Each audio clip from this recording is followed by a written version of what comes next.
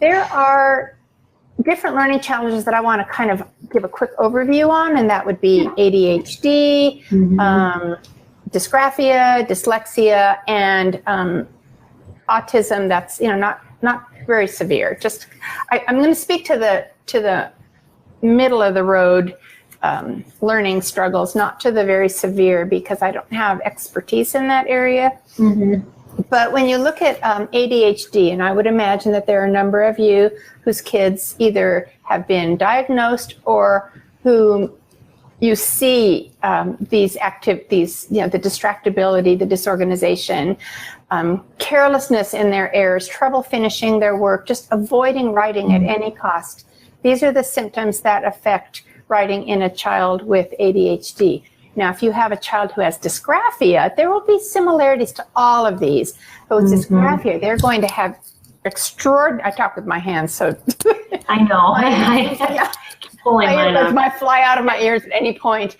Anyway, so a dysgraphic child will have poor handwriting. The line spacing and word spacing will be, just not consistent, really crowded, or it's just hard to read. A death grip on their pencil, avoiding writing, and just in general, trouble getting ideas onto paper, because it's so hard to do the writing that the ideas just vanish before they have a chance to get anything written. Right. Yeah, so they may have really good ideas up here, but they just don't translate here. Yes, and I think that's true with many children. I agree. The dyslexic child is also going to have avoidance, because it's just a work of great labor to write.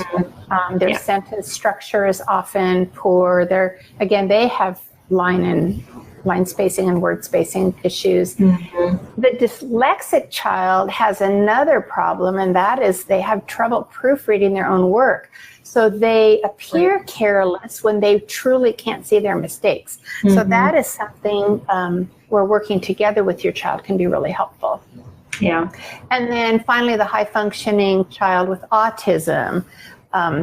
This child can have topical issues. They are so black and white that they can have trouble with abstract topics. And so, you might think, oh, this is just a really fun topic that he should be able to write about, and it just makes no sense to him in his black and white world. He can also struggle with memory and retention issues. And there's a big disconnect, like there was with Ben, although Ben isn't dealing with autism, but a disconnect between their ability to speak and their ability to write. They can speak volumes in mature vocabulary, but can't get those words down on paper. Right. And it's very precise, and it's not detail oriented. When they talk, you'll get all the details. You will, about every aspect of it. And it's really funny, because different moms will come and talk to me at the convention, or I'll do a workshop or something, and they'll be sharing. I said, what is your kids, what is the one thing that they are just zoomed in on right now? And I've gotten everything from Pokemon to potatoes. I kid you not. There was a mom at my last workshop in Arizona whose child was absolutely obsessed with potatoes right now. Oh, wow. And so it's just where you want to kind of let them write.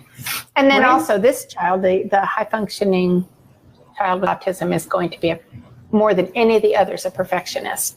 And perfectionists can bog down any student.